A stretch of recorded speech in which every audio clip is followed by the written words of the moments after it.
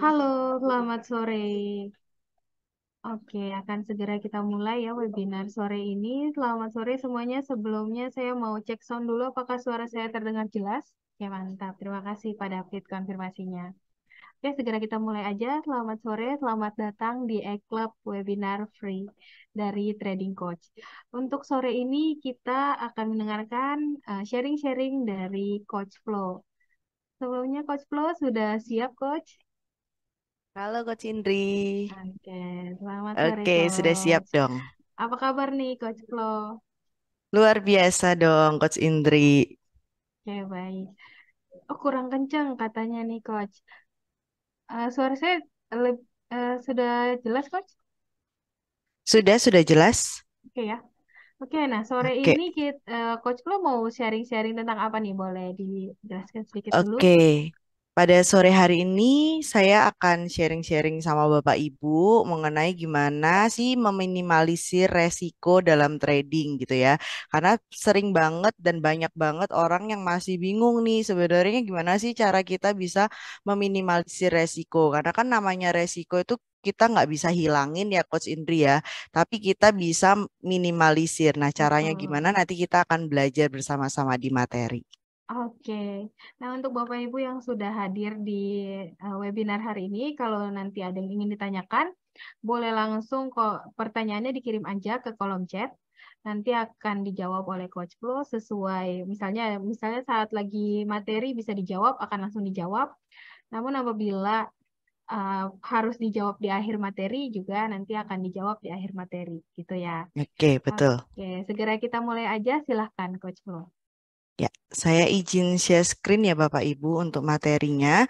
Karena kita hari ini akan belajar, biasanya itu banyak banget pemula yang bingung banget mengenai gimana cara meminimalisir daripada eh, resiko sendiri. Karena banyak banget ya, walaupun dia bukan pemula, sekalipun bukan pemula, kadang orang itu juga bingung nih mengenai gimana caranya meminimalisir resiko. Sekalipun dia udah pengalaman pun ya kan, itu juga butuh yang namanya strategi biar bisa meminimalisir resiko. Nah, caranya ada apa aja sih? Kita harus tahu dua yang terpenting, yaitu money management dan juga risk management. Nah, kita akan belajar dulu nih, sebenarnya apa sih pentingnya kita mengetahui mengenai money management sendiri.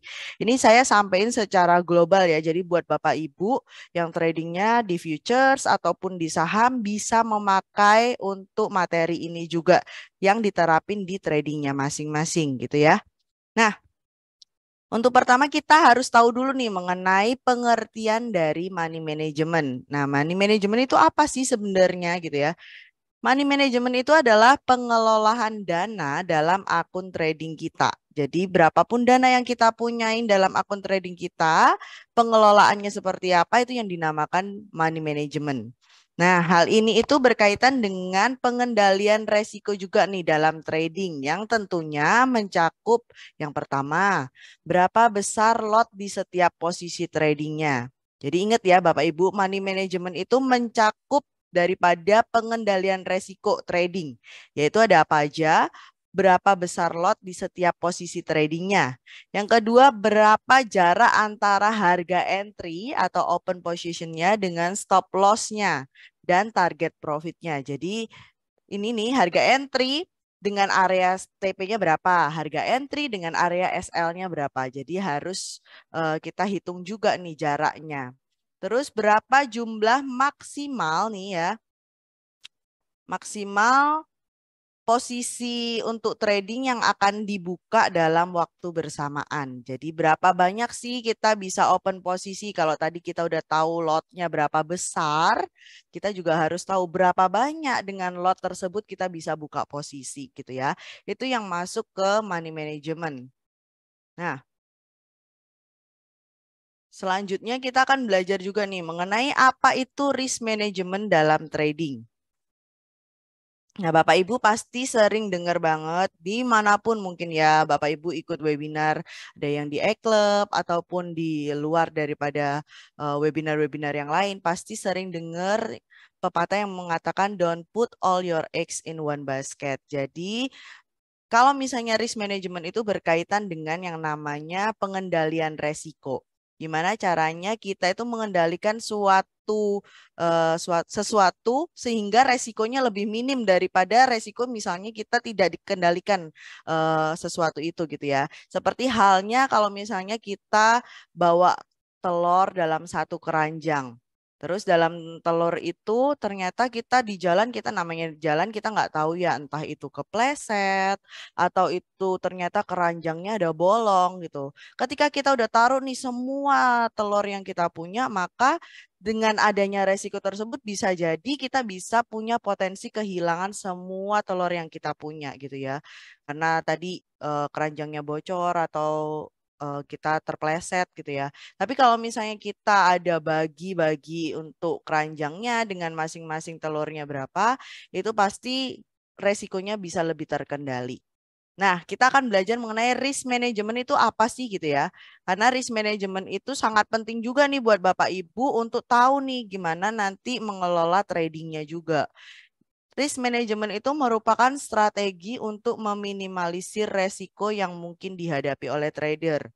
Nah, risk management bisa dilakukan dengan yang pertama, menyesuaikan besaran entry dengan modal atau risk percentage atau lot entry-nya gitu ya. Jadi sesuaiin besaran entry-nya dengan modalnya, terus disesuaikan lagi dengan lot entry-nya gitu. Terus yang kedua adalah menjaga risk to reward atau RR dari trading kita. Risk to reward itu tadi ya dari TP dan SL-nya berapa besar, berapa banyak yang kita udah take profit atau seberapa kecil kita bisa terima resiko gitu ya. Terus yang ketiga, risk management itu bisa dilakukan dengan kita menjaga winning rate juga gitu ya. Nah, kenapa sih trader itu memerlukan money management gitu? Yang pertama, fungsi dari money management sendiri adalah menjaga dana kita. Jadi kalau misalnya kita itu sudah punya dana, ibarat kita mau bisnis, tentunya kita kan pengen dana yang kita punya itu bisa maksimal untuk bisnis kita gitu ya, biar bisnis kita jalan, cash flow-nya jalan gitu ya. Terus kalau misalnya ada resiko ya kita bisa maintain resikonya. Gunanya money management itu adalah untuk menjaga dana kita. Yang kedua, untuk kita mengetahui resiko dari setiap kita trading. Sama halnya seperti bisnis juga, balik lagi. Namanya bisnis itu nggak ada kalau misalnya nggak ada resiko, nggak mungkin. Bisnis apapun, mau itu dia bisnis jualan makanan, mau dia bisnisnya itu secara online, ataupun bisnis apapun pasti punya resiko. Nah, makanya kita harus perlu yang namanya money management supaya kita bisa tahu nih resiko di setiap trading kita. Dan yang ketiga untuk menghitung keuntungan dan kerugiannya juga. Nah, kita belajar juga mengenai komponen dasar untuk trading.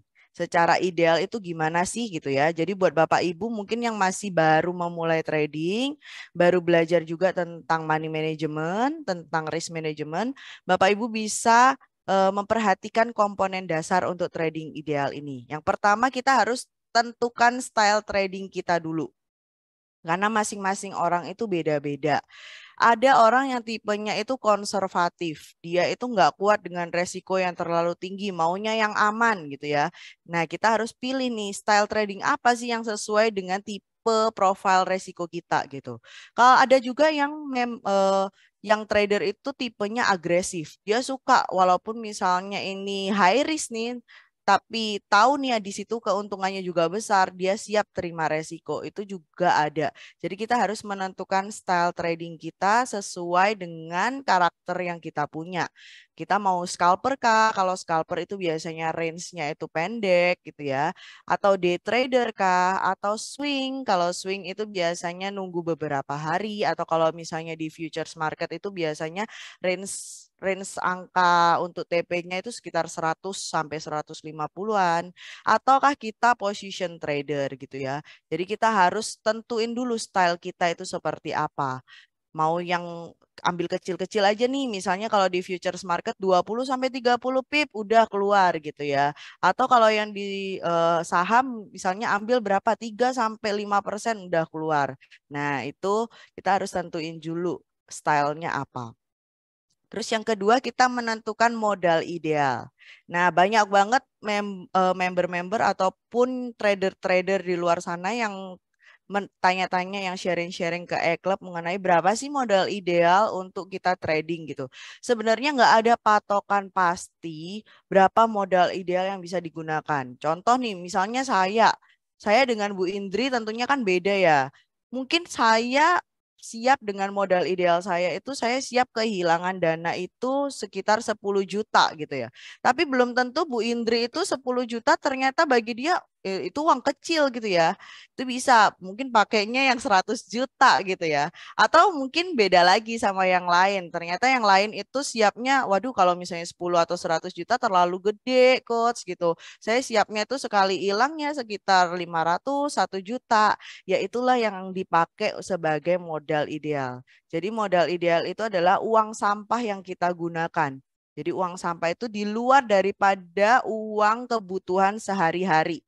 Uang kebutuhan sehari-hari kalau yang kuliah ya jangan pakai uang SPP gitu ya. Atau uang kebutuhan makan, misalnya makan harusnya 3 kali diirit jadi 1 hari 1 kali gitu ya. Itu jangan mengurangi daripada kebutuhan primer kita. Tapi uang sampah memang ditujukan khusus dengan asumsi kita berani kalau uang ini hilang gitu. Nah, itu dipakai sebagai modal idealnya. Terus yang ketiga, split modal Anda ya. Jadi kalau kita udah punya modal nih, misalnya kita udah punya 10 juta. Split dulu nih saham modal-modal kita. Jangan pakai keseluruhan dari modal yang kita punya. Tapi kalau di saham kita bisa bagi nih ke 5 saham. Jadi dari modal yang kita punya, kita bagi-bagi lagi jadi 5 saham atau 5 slot gitu ya. Kalau untuk di futures, kita bisa split sesuai dengan resiko yang diterapkan. Misalnya kita splitnya itu kita beraninya resikonya 10% daripada modal. Contoh modalnya 10 juta, berarti kita bisa pakai 10 kali main dengan asumsi misalnya di futures itu kena 100 pip dan uang modalnya 10 juta, kita bisa pakai lotnya 0,1, maka resikonya adalah 10% dari modal. Nah, itu harus disesuaikan lagi dengan resiko yang bisa kita terima tadi. Yang keempat adalah menentukan proporsi dari risk to reward-nya.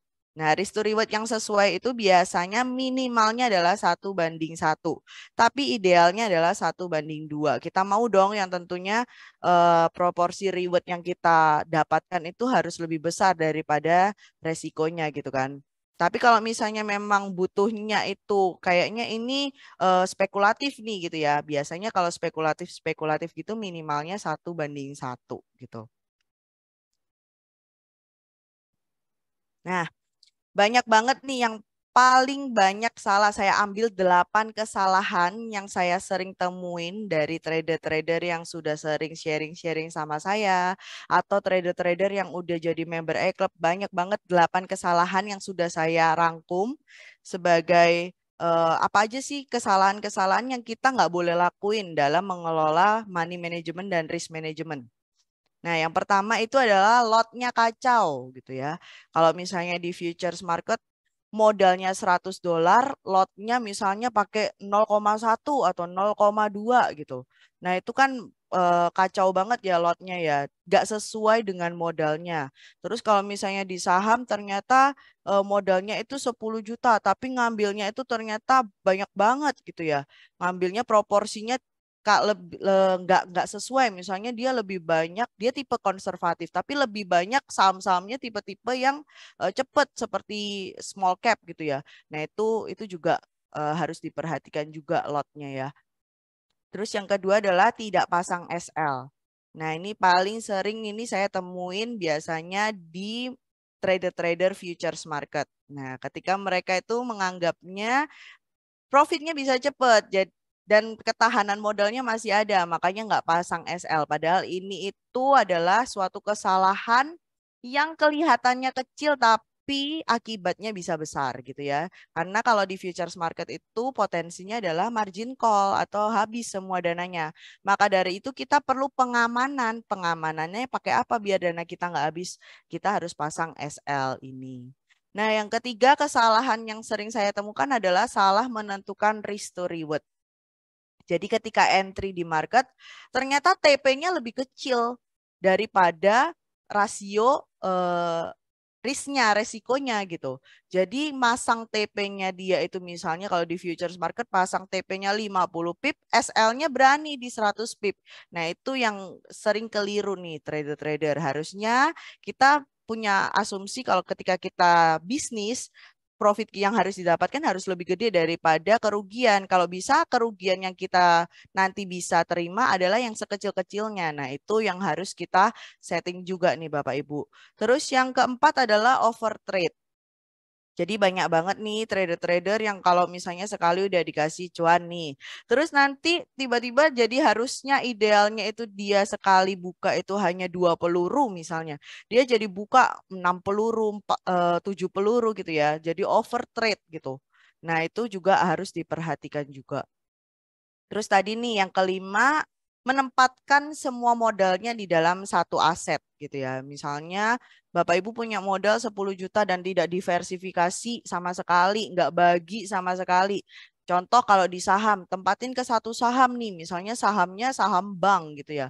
Terus ternyata pada saat itu ada news yang keluar mengakibatkan sektor-sektor perbankan itu pada turun semua, maka modal yang kita punya pun ya kejebak akhirnya di situ nyangkut di satu saham aja. Padahal kalau kita bisa bagi ke 5 saham, kita masih punya potensi lainnya dari saham-saham yang lainnya gitu. Terus yang selanjutnya ada yang pasti ini sering saya temuin di member-member futures market juga.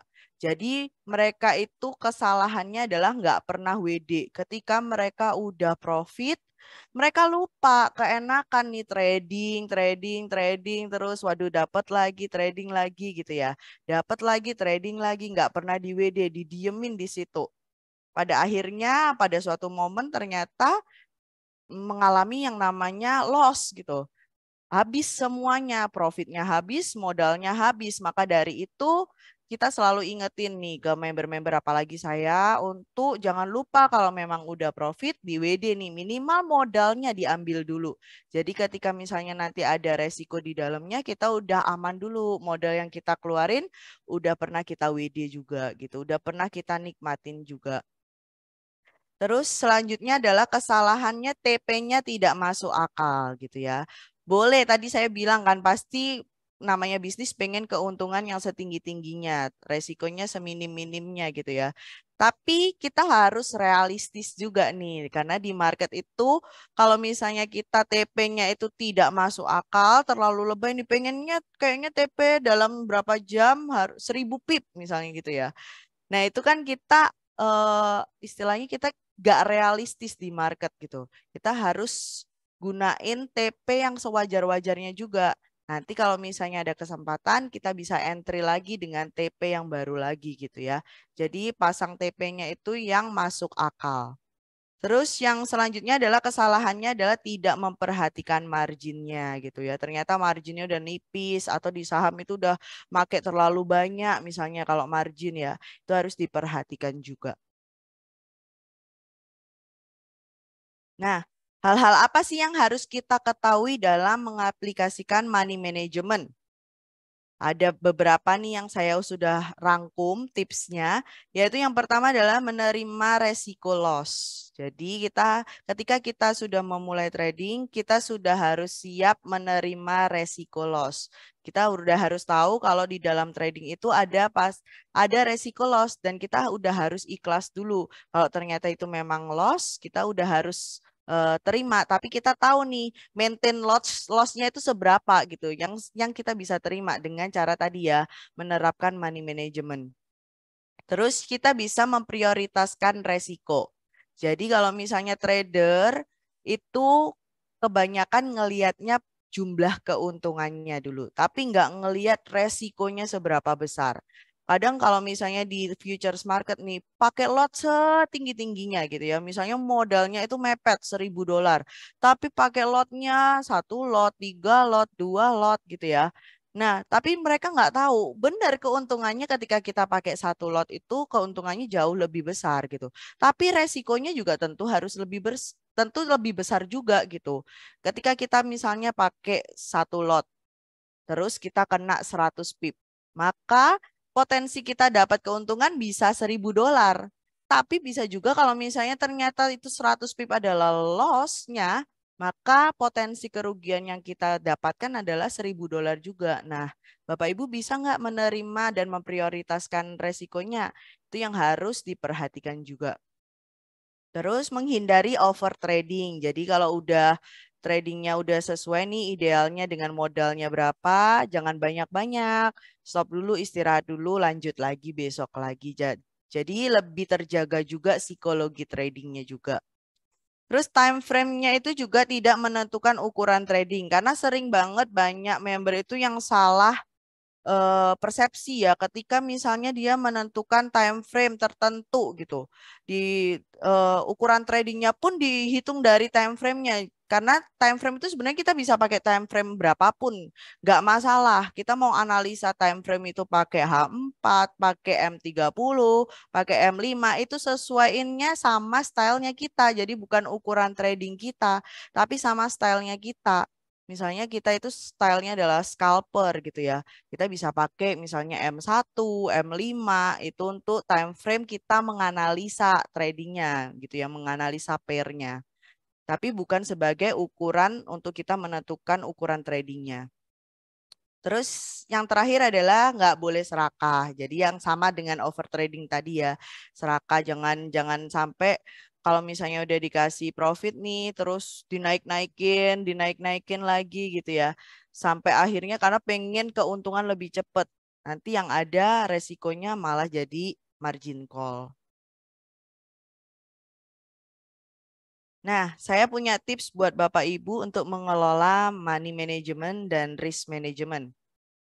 Yang pertama adalah pelajari, hafalkan, dan menerapkan money management yang benar. Tadi sudah saya sebutkan juga, money managementnya itu cakupannya itu kita harus ngelihat apa. Tadi besaran lotnya, terus kita juga harus menerapkan risk management yang tepat gitu ya. Itu Bapak Ibu bisa pelajari, terus Bapak Ibu hafalkan dan terapin. Karena kalau cuma dipelajarin dan dihafalin, nggak diterapin sama aja bohong gitu ya. Tapi kita harus mempelajari, menghafalkan, dan menerapkannya. Yang kedua, kita harus menemukan mentor atau partner atau komunitas yang bisa mengingatkan. Jadi pentingnya sebenarnya kalau misalnya kita berbisnis atau kita trading gitu ya, pentingnya itu kalau misalnya kita nggak punya siapa-siapa, kita nggak tahu, kita bingung mau ambil posisi gimana, mau keluar dari posisi yang nyangkut gimana, menghadapi market yang bergejolak seperti apa. Tapi ketika kita menemukan mentor, kita punya partner, kita punya komunitas, kita bisa jadi tahu nih ketika kita menghadapi seperti ini nih, ada kejadian ini gitu ya. Terus kita punya komunitas, kita bisa saling mengingatkan, oh dulu pernah ada nih juga nih kejadian kayak gini nih. Atau, oh saya dulu pernah mengalami hal seperti ini. Saya bisa keluar dengan cara seperti ini. Jadi Bapak Ibu bisa mendapatkan banyak insight, banyak masukan. Sehingga tradingnya itu juga nggak sendirian.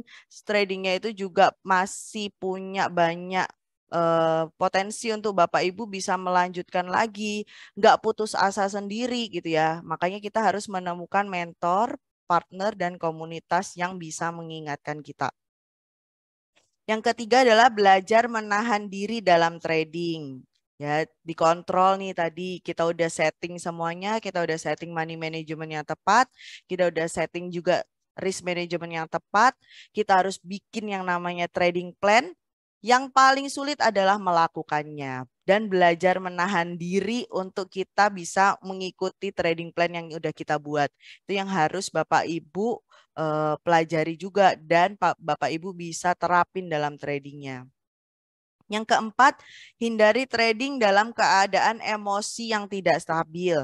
Misalnya nih Bapak Ibu bekerja, di tempat kerja, lagi banyak kerjaan, mungkin stres, atau mungkin lagi di jalan, atau ada kendala apapun, sakit dan sebagainya macamnya, itu saran saya adalah hindari trading dulu. Ketika emosi-emosi yang ada dalam diri kita itu sedang tidak stabil, jangan trading dulu karena itu akan berpengaruh terhadap trading kita. Bisa aja misalnya kita itu harusnya profit tuh di situ, tapi karena kita emosi, ini kok turun nggak sudah-sudah gitu ya. Terus ya udahlah cut loss dulu, ternyata potensinya dia masih naik gitu ya. Nah, itu sering terjadi. Jadi saran saya kalau misalnya Bapak Ibu mau trading, lebih baik dalam emosi atau kondisi yang fit ya gitu ya. Yang kelima yaitu melakukan withdraw berkala saat profit. Baik itu di saham ataupun di futures market. Kalau memang udah dapat profit dan memang udah ada area-area TP yang ideal, lebih baik nikmati profitnya dulu gitu ya. Jadi kalau misalnya Bapak Ibu nggak pernah withdraw, itu namanya jadi trader semu profitnya gitu ya. Tapi kalau misalnya Bapak Ibu sudah WD, sudah merasakan profitnya ketika nanti Bapak Ibu trading terus mengalami loss, oh saya sebelumnya udah pernah juga kok merasakan withdrawnya, merasakan profitnya gitu. Jadi psikologinya jauh lebih stabil juga. Nah, ini informasi dari saya juga karena saya tadi dari Eklub ya ini dapat titipan juga. Kalau di Eklub itu lagi ada promo nih untuk join membershipnya di Eklub bisa mendapatkan rekomendasi sinyal, edukasi dan juga komunitas. Gitu Bapak Ibu bisa join 3 bulan nih di paket Ruby dengan biayanya jadi 4.275. Jadi kalau misalnya Bapak Ibu mau join untuk paket yang 3 bulan bisa langsung aja join promonya ya karena minggu ini terakhir untuk promo rubinya. Dan masih ada promo untuk diskon platinumnya juga ya dari 15 plus 5% diskonnya dari harga 18 juta jadi 14.500.000 ini untuk membership selama 1 tahun gitu. Jadi buat Bapak Ibu kalau misalnya nanti butuh nih, bingung nih mau komunitas mana nih yang mau dimasukin, yang mau di joinin gitu ya biar bisa semakin terarah tradingnya, bisa juga nanti join ke Eklub Academy. Nah, untuk materinya saya segini. Mungkin dari Bapak Ibu ada yang sudah mau bertanya tentang money management, boleh juga langsung di drop ke pertanyaan. Selanjutnya saya Oke, serahin ke mantap Bu sekali. Indri. Oke, terima kasih Coach Flo. Mantap sekali ya sharingnya hari ini. Jadi kita bisa meminimalisir resiko dalam trading dengan 2 hal yaitu money management dan juga risk management ya Coach. Nah, untuk Bapak Ibu yang sudah ada pertanyaan ataupun udah pernah trading tapi kok eh, saya masih nggak bisa gitu menentukan risk management atau mengendalikan emosi gitu. Boleh ya sambil cerita-cerita juga di kolom chat. Yuk kita tungguin ya Bapak Ibu, silakan. Kalau ada pertanyaan dikirim di kolom chat. Oke. Nah, Coach Flo sudah ada pertanyaan. Pertanyaannya dari Pak David, modal $100 berapa lot yang ditradingkan? Mungkin modal ide apa lot yang ideal untuk ditradingkan. Oke, kalau secara modal ideal balik lagi sama resiko yang Pak David bisa terima dulu berapa. Kalau misalnya kan ada tipe-tipe orang yang bisa terima resiko itu hanya 1% dari modal. Ada yang siapnya 2% dari modal. Ada yang siapnya 5% dari modal. Atau ada yang siap 10%. Nah, saya ambil yang paling gede, 10% misalnya gitu ya.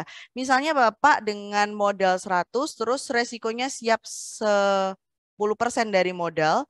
Tiap misalnya Bapak Ibu nih, contoh kenanya 100 pip gitu ya. Kalau di futures market, saya ambil range-nya karena di swing itu biasanya 100 pip gitu itu bisa pakai lotnya 0,01 karena 0,01 per 100 pip itu $10 gitu.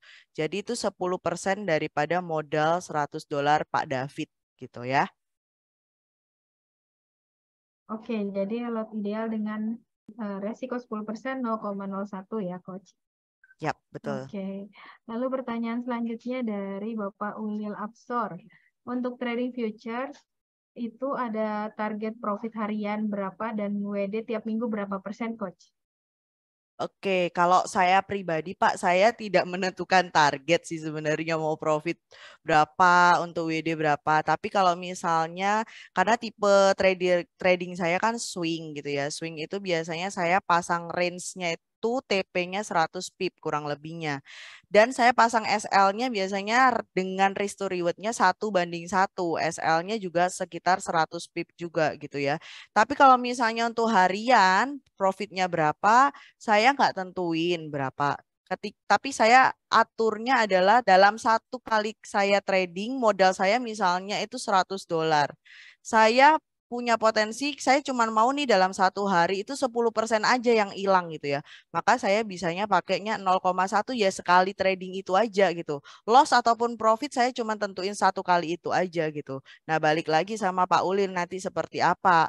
Karena target setiap orang kan beda-beda gitu ya. Dan kalau WD pun saya nggak pasti juga, tapi setiap minggu saya pasti WD nih. Misalnya saya dapat profit modal saya itu 100 terus dapatnya $50 misalnya gitu. Yang $50 saya tinggal 100 pipnya saya $100 saya ambil gitu. Karena saya ketika mau ketika trading saya mau modal saya balik lagi ke saya. Nanti saya tradingnya pakai uang profit gitu. Nah, itu balik lagi nanti sama Pak Ulil untuk persentasenya karena nggak bisa masing-masing orang itu beda-beda Pak persentase targetnya.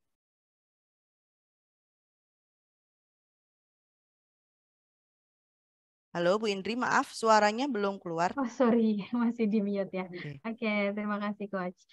Nah, jadi kalau Pak Ulil nanti mungkin kalau mau bertanya lebih dalam juga boleh ya. Tanya ke Coach Boleh. Flo. Iya, untuk Bapak Ibu juga kalau ada yang mau bertanya mengenai e-club nih supaya ada teman untuk tradingnya dan mendapatkan diskon ya untuk di 1 minggu terakhir, boleh Yap. langsung aja WhatsApp ke Coach Flo ataupun ke WhatsApp mana nih Coach? Oh, Nanti boleh bisa admin. langsung ke WhatsApp admin ya di 0812 2222 1697. Ini nanti saya drop ke kolom chat juga gitu. Atau Bapak Ibu yang sudah pakai eClub Super App nih, kan ini ada juga yang sudah pakai eClub Super App, bisa langsung menghubungi kontak admin yang ada di eClub Super App gitu ya. Jadi nanti ketika Bapak Ibu karena masih pakai yang free, jadi kan pasti ada beberapa fasilitas yang terbatas. Nanti bisa lanjut untuk sharingnya ke nomor admin juga nih. Gitu. Oke. Oke, terima kasih Coach. Oke, jadi untuk pertanyaan semua sudah dibalas. Kalau misalnya Bapak Ibu sekalian ada yang ingin bertanya lebih lanjut, boleh langsung bertanya ke WhatsApp dari eClub.